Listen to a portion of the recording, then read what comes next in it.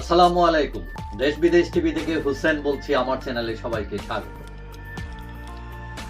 Sheikh Hasina 5 August ভারতে চলে যাবার পর আওয়ামী লীগ খুবই বিপদে পড়ে যায়। অনেক নেতাকর্মী আত্মগোপনে চলে যান, অনেকে বিদেশে পাড়ি দেন, অনেকে জেলে আছেন। এখন এই অবস্থায় আওয়ামী লীগ খুবই কোণঠাসা। মাঝে মধ্যে দেখা যায় হঠাৎ একজন দুইজন, যেমন জাহাঙ্গীর কবির নানক, বাহাউদ্দিন নাসিম, এখন দেখা যায় হাসান মাহমুদ, তিনিও ইন্টারভিউ দিচ্ছেন। এরকম বিচ্ছিন্নভাবে এক দুজন হঠাৎ করে আসেন, অনলাইনে আবার চলে যান। এবং আওয়ামী লীগের একটি ভেরিফাইড পেজ আছে ফেসবুকে, এইখানে বিভিন্ন ধরনের স্টেটমেন্ট বা আওয়ামী লীগের খবর পাওয়া যায়।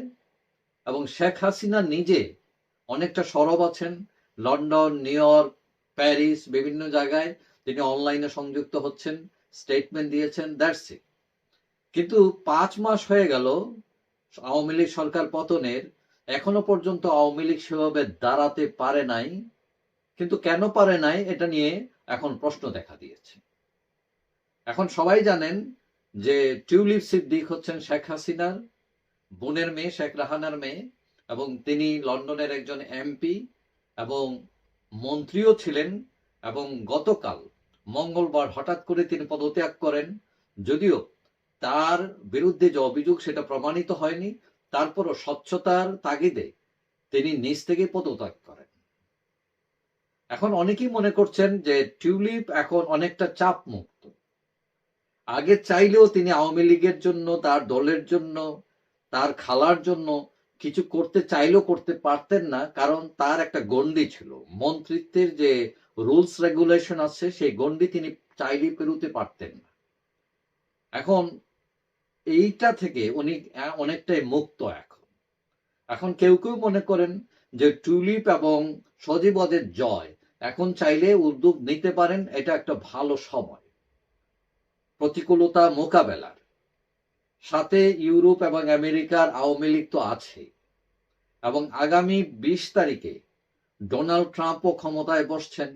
এখানে অনেকে মনে করেন আওয়ামী লীগের জন্য একটা সুযোগ তৈরি হতে পারে। কিন্তু প্রশ্ন হচ্ছে, এই যে সুযোগের হাতছানি, সেটা তারা কাজে লাগাতে চান কিনা, লাগাবেন কিনা।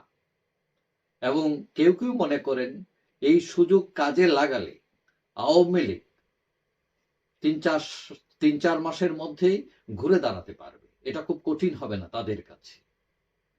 এক্ষেত্রে শেখ হাসিনাও তাদের পরামর্শ দিতে পারেন। এখন পুরো ব্যাপারটা নির্ভর করছে টিউলিপ এবং সজীবদের জয়ের প্রতি। তারা কতটুকু অ্যাডামেন্ট, কতটুকু তারা আন্তরিক, এবং বাংলাদেশের পলিটিক্সে তাদের ইনভলভ হওয়ার কতটুকু ইচ্ছা আছে, সেটার উপরও নির্ভর করে। তো অনেকে মনে করে এটা 50-50 চান্স। তবে তারা যদি দাঁড়ান, কারো উপকার না হলেও আওয়ামী লীগের যে উপকার হবে এটা নিশ্চিত, এবং তার নেতা কর্মীরাদেরও জন্য হয়তো সুযোগ তৈরি হতে পারে। যাই হোক, সবাই ভালো থাকবেন। আশা করি দেখা হবে অন্য কোনো ভিডিওতে, ইনশাআল্লাহ। আল্লাহ হাফিজ।